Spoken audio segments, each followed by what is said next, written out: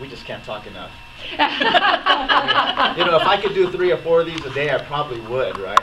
I'm actually hoarse. I went to a football game last night. Oh. So, San Jose State actually won. Oh, good. Congratulations. It was an incredible game. Who were they playing? They were playing BYU, so another very solid team, and so they have the best team in 25 years. So I had to go. Yeah, absolutely. So we're going to be talking about this in 3 different parts, right? The first part I'm going to take is called preparing your body for optimal health, and through this you'll see what I mean. And then Dr. Candy's going to talk about achieving optimal health, right? Which is another process right after this. Once we prepare our body, the final part, which I will do, is through gene snips, gene testing, right? Which is true optimal health, right? Do you really want to know the state of your body? This is where technology's brought us here. Okay. So, obviously my name is Dave. I am a certified coach, nutrition fitness coach as well. I do work out with a lot of my clients, depending on, what do they want to achieve. It's not just to be healthy. Sometimes they want to tone up, and they have a specific time frame involved. So really, I have to sit with my customers individually and figure out, what it is that they're looking to do there. And I own my own company, Optimal Health Resources. My bio, for those of you who don't know me, Dr. Candy knows me. I just turned 58. I did fix it. I just turned 58 the other day. So Happy birthday. Thank you. And as I mentioned in the introduction, is that I was diagnosed as a diabetic before 4 to 5 years ago, and that was shocking because myself, like everybody else out there, I thought I was pretty healthy, even though I weighed 195 pounds. Right? We don't see ourselves. Right. Other people see you for who you are physically.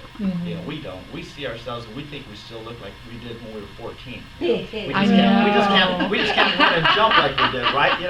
And it's funny because the transformations that happen in these classes, everybody will say, I don't look any different, and I'll show them a picture 4 weeks earlier, and they'll go like, well, that looks the same. It's like, you have no idea.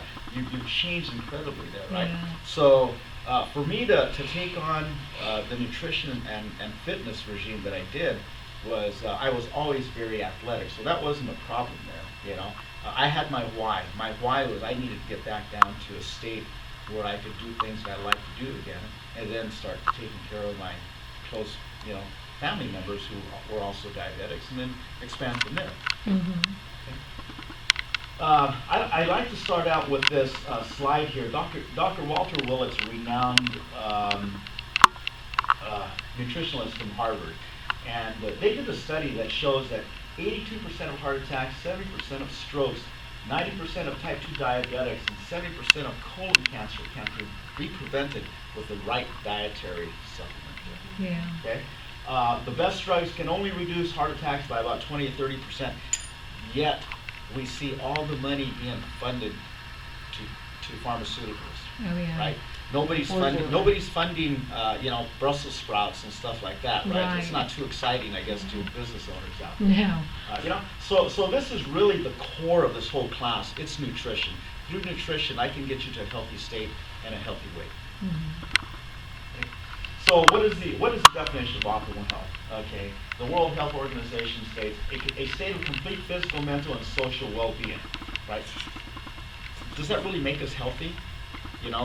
It's really a lot of long words, right? But there's 3 different aspects to this, right? Physical health, mental, and social. The physical is how this relates to our body, including exercise, eating, how we take care of ourselves, right? This is really what gets us into the physical state that we are. The mental is the state of our mind. Where are we at, right? Because a lot of people don't realize it, but stress is the main cause for not only weight loss, right, but for a lot of diseases and things happening within our body here. And then the social aspect, right? It's really based on the other 2. We really need to learn how to play well with others, right? Because it doesn't help us to be irritable and grouchy and things like that, right? Right. So one of the main factors that we're dealing with right now is obesity. Over 35% of Americans today, let's just say everybody in the U.S., count everybody today, is that they're either diabetic, pre-diabetic, or obese. And it's getting worse. We watch TV, we watch marketing, watch the commercials, right? Again, they're about Carl's Jr., Burger King, McDonald's, right? They're not talking about these nice, eateries that have very fresh vegetables that we can eat, right? So, so we really need to learn how to eat, and it starts with ourselves as adults. Kids mimic what your parents do, right? If your parents drink beer, eventually your kids are going to drink beer, right? But if we eat vegetables, your kids are going to eat vegetables. I had a lady the other day that told me, you know what? I'm eating carrots and things, and now my kids think that's the coolest thing. They eat carrots and celery all the time. Other kids are going, what are you eating? Right? So it's influential from the parents, because that's who the role models are there. Right. Okay? Yeah. So excess fat around the waist has been linked to all those diseases that Walter Willett talked about. Our intestinal tract is a breeding ground for diseases. Right. So what's the program we teach? We teach a program called Transitions Lifestyle.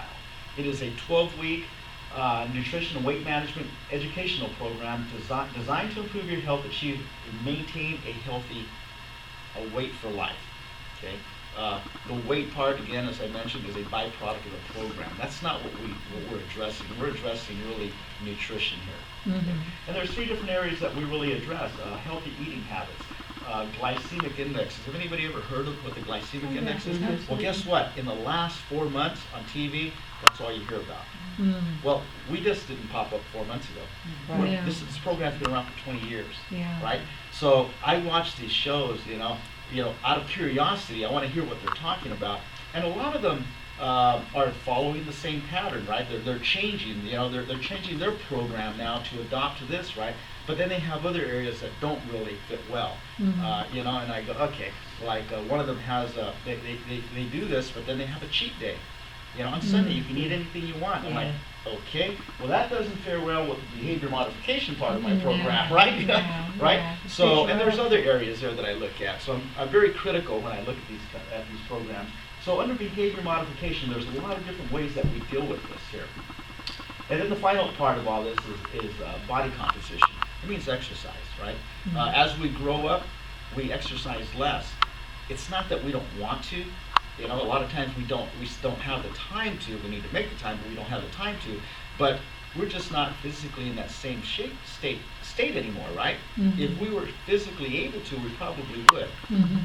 So one thing that we work on there. Okay, so healthy eating habits through a glycemic diet provides superior support for the following: eating for life. We teach the right foods to eat for life. Maintaining steady blood glucose levels is important, okay, especially if you're a diabetic or if you're pre. If you're a pre-diabetic, doesn't mean that you're out of the woods. That just means you're heading to diabetes, right? So you really need to work in nutrition so you don't hit that there. Weight management and weight loss. Notice I say there's 2 different things, right? That's weight management and weight loss. Okay? Healthy cardiovascular system. Healthy cholesterol and triglyceride levels. What does that mean? Well, it's really what are you eating and what are you drinking. What you're eating could cause you to have high cholesterol. What you're drinking could cause you to have high triglyceride levels, right? I myself, how did I become a diabetic? First of all, I wasn't watching what I was eating, but I thought I was like everybody else. I knew everything. I used to drink literally 18 sodas or juices a day. Okay? Sugary ones? Well, I didn't know they were sugary, especially the juices. I mean, doesn't that sound healthy, right? Yeah. Well, I mean, 12 of them were juices because I figured that was really a good thing. I was being a good role model to my 100 employees, Right. I found out that there was more sugar in those things, right? So this is really where when we think we know it all, we don't. So this is really where we have to reach out and find that knowledge that's out there, right? And help ourselves and then help somebody else.